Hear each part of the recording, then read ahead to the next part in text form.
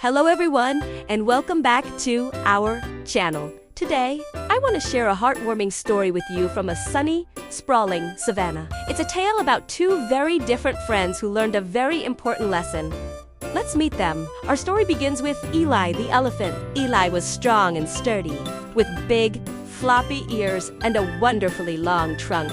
He loved exploring the lowlands, smelling the fragrant flowers that grew close to the ground, and listening to the rustle of small creatures in the tall grass. To him, the world was a tapestry of details right under his nose. Then, there was Gia, the giraffe. With her incredibly long neck, Gia saw the world from high above.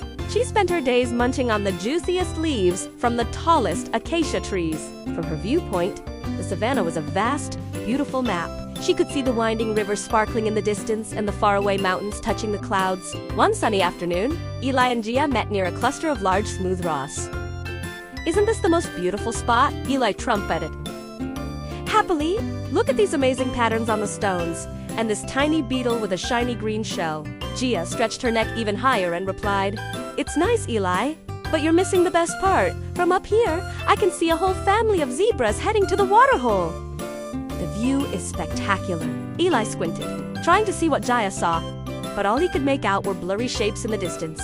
"Well, you're missing the little wonders right here," he mumbled. Feeling a bit frustrated, they argued for a while, each convinced that their own perspective was the best. It seemed their friendship was as rocky as the ground beneath them. A few days later, a great challenge came to the savannah. The dry season had been long, and the river was shrinking. The animals were worried. The elder tortoise, the wisest creature around, called a meeting. "We must find a new source of water," he announced, "or we will all have to leave our homes." The animals murmured anxiously. Where could they possibly find water? Remembering their argument, Eli and Gia had an idea. Maybe, just maybe, their different views could solve this problem together. Eli approached Gia. He sighed softly. "I can't see far, but I have a strong sense of smell and can hear things underground. I can search for signs of water close to the earth." Gia nodded, her long eyelashes blinking. "And I can be your eyes in the sky, Eli. I'll scan the landscape for any patch of green that might signal a hidden spring." So they set off, working as a team. Gia walked ahead, her head held high, scanning the horizon. Eli followed closely, his trunk to the ground, sniffing the air and listening intently. For hours they searched. Gia would point out distant possibilities, and Eli would investigate them up close. Finally, Gia spotted something. "Eli, over there, beyond that hill, I see a small patch of unusually dark green trees." From the ground, Eli couldn't see the trees at all, but as they got closer, he started to smell something faint but familiar in the air. "It's moisture," he trumpeted with excitement. "I can smell it." He followed the scent with his powerful trunk, leading them straight to the base of the hill. Hidden behind a thicket of bushes was a small, bubbling spring, trickling with fresh, clear water.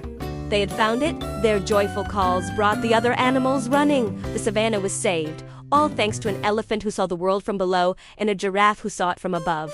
They realized that neither of their views was beta, they were just different. And when they combined their perspectives, they could achieve amazing things. Eli and Gia remained the best of friends, always respecting what the other brought to their team. Their story reminds us that everyone sees the world in their own unique way.